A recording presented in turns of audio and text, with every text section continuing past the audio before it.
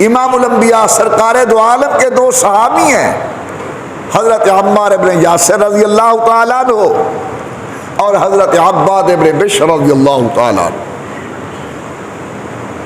ایک مارکے پر نبی کریم اور حضور اکرم کا لشکر مبارک تھا۔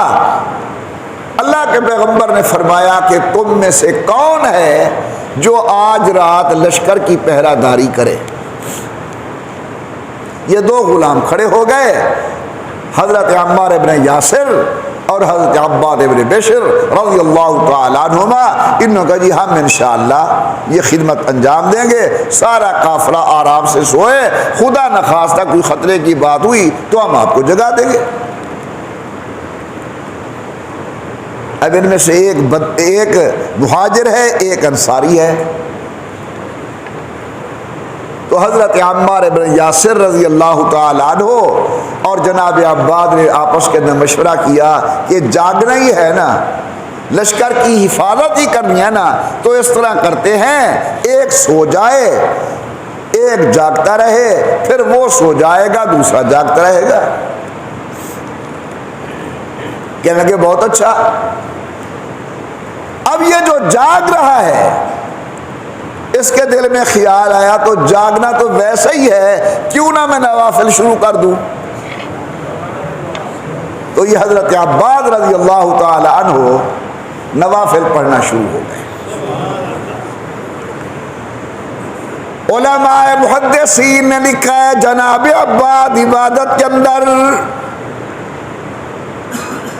جناب عمار ابن یاسر رضی اللہ تعالیٰ عنہ سو رہے ہیں، رات کا ٹائم، آیا غیروں کا جاسوس، کیا دیکھتا ہے ایک اللہ والا کھڑا ہے اللہ کی خدمت کے اندر، لیکن سکون اتنا ہے، اطمینان اتنا ہے، جسم کے اندر ذرہ برابر کوئی حرکت نہیں۔ سوچنے پر مجبور ہو گیا انسان ہے یا کوئی ستون ہے۔ صحابہ کہتے ہیں جناب ابو بکر کا بھی یہی مقام ہوا کرتا تھا، جب آپ عبادت کرتے تھے پرندے آ کر جناب صدیق پر بیٹھ جاتے تھے، کوئی جسم کے اندر حرکت نہیں۔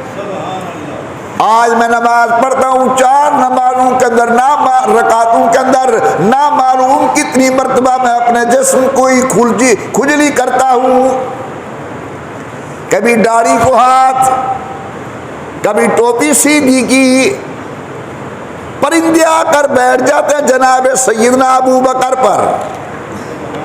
اب آنے والے نے دیکھا کون ہے، انسان ہے یا کوئی ستون ہے، سمجھ نہیں آ رہا۔ وہاں سے اس نے تیر مارا، تیر لگا حضرت عباد کو، لیکن جسم کے اندر کوئی حرکت نہیں، جسم کا خون جاری ہوا۔ ساتھ سوئے ہوئے حضرت عمار ابن یاسر کو جا کے لگا، گرم گرم خون تھا، آنکھ کھل گئی۔ کیا دیکھتے ہیں جناب حضرت عباد اللہ کی عبادت کے اندر مصروف ہے، اطمینان سے سلام پھیرا۔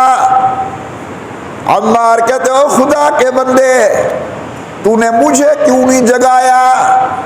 آنکھوں میں آنسو آ گئے، فرمانے لگے میں نے سورۃ کہف شروع کی ہوئی تھی، میں نے کہا جان جاتی ہے جائے قرآن سے ہاتھ نہ چھوٹے، میں نے اللہ کے قرآن کی تلاوت کو جاری رکھا۔ میرے واجب الاحترام بزرگوں، آج اگر ہمیں کوئی کہنے والا یہ کہتا ہے کہ نفلی عبادت کی کوئی قدر نہیں، میں سمجھتا ہوں دین سے بیزاری کا نتیجہ ہے یا مزاج دین کو نہ سمجھنے کا نتیجہ ہے۔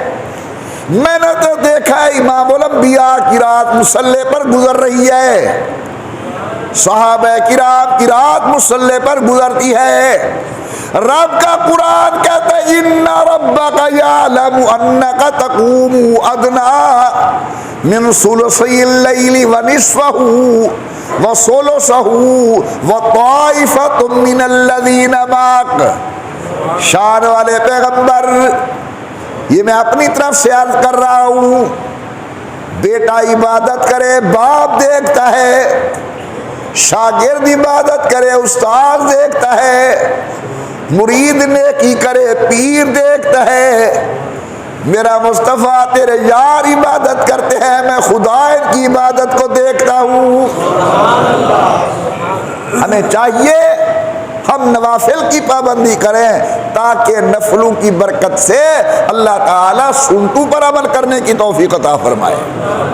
سنت پڑھیں گے اللہ تعالیٰ اس کی برکت سے واجب ادا کرنے کی توفیق عطا فرمائیں گے، واجب کی پابندی ہوگی اللہ اس کی برکت سے فرائض ادا کرنے کی توفیق عطا فرمائیں گے۔